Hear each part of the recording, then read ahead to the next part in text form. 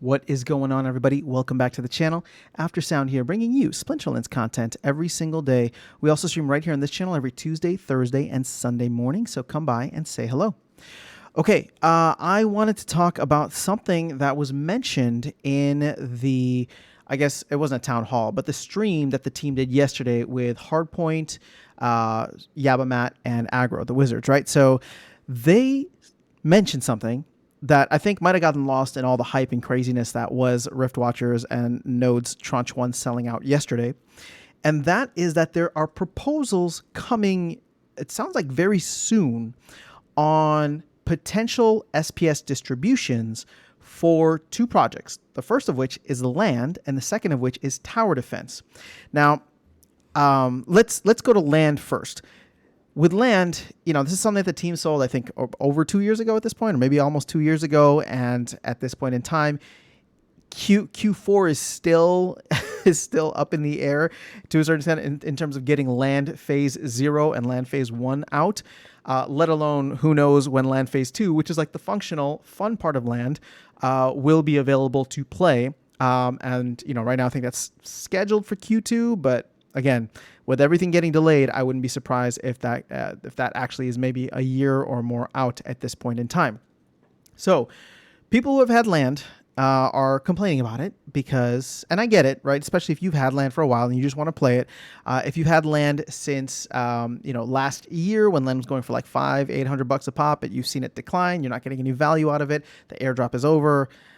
I don't necessarily agree with you too much. I mean, look, we all speculated hard into land. I mean, I bought 2 plots for $500 and they're not doing anything for me right now, but I'm just sitting on them. But I can understand your pain if that's what it is. For those who bought land like early on and are complaining, I'm like, I get it from a game perspective, but you also got a full year's worth of airdrop. So, I don't feel as bad in that sense. I do want it for the game standpoint, but I get I get where you're all coming from. And while I agree or respectfully disagree, this proposal seems as though it may alleviate some of the stress and anxiety and concerns, because it sounds as though there's there is a 6.25 million SPS pool per month allocated and waiting for land. And while land, or the functional aspects of land, are not ready to come out yet, and like I said, maybe a year away, the team is considering, with this proposal, potentially bring that up sooner. Now, we don't have all the details, and actually, if you want, in my live stream from Thursday, again, sorry, I didn't look up where the mark is or where it is, but they were actually talking about it. The thing is, there was so much going on that the reason that I didn't want to just play the recording for you, you can go back and listen to the whole stream because I streamed the entire thing.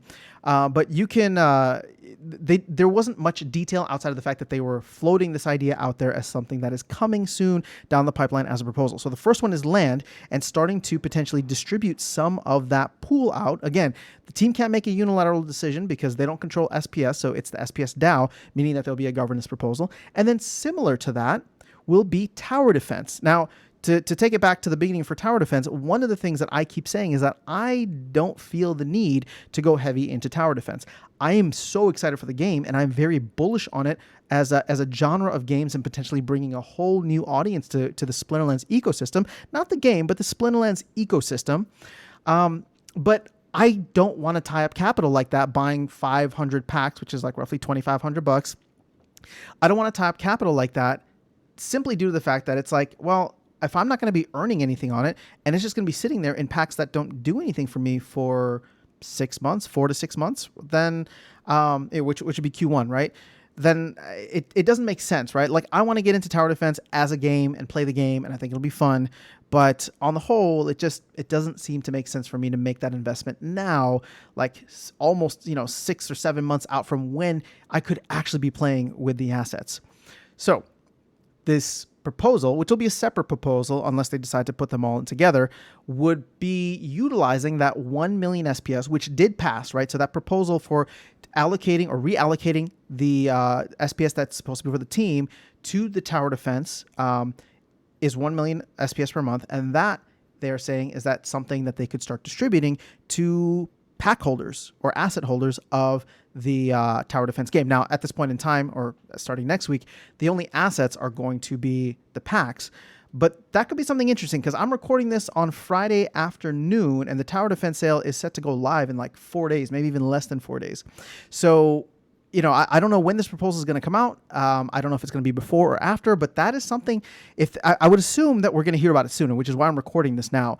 Because even if the proposal doesn't complete beforehand, if the idea is floated out there and it looks like it has a good chance to pass, then that could change many people's attitudes towards how they participate in the presale. I know for someone like myself who was probably just going to buy a couple packs here and there, I would consider getting a little more. I don't know if I still want to go 500 packs, but I would consider getting a little bit more and seeing how things roll, right?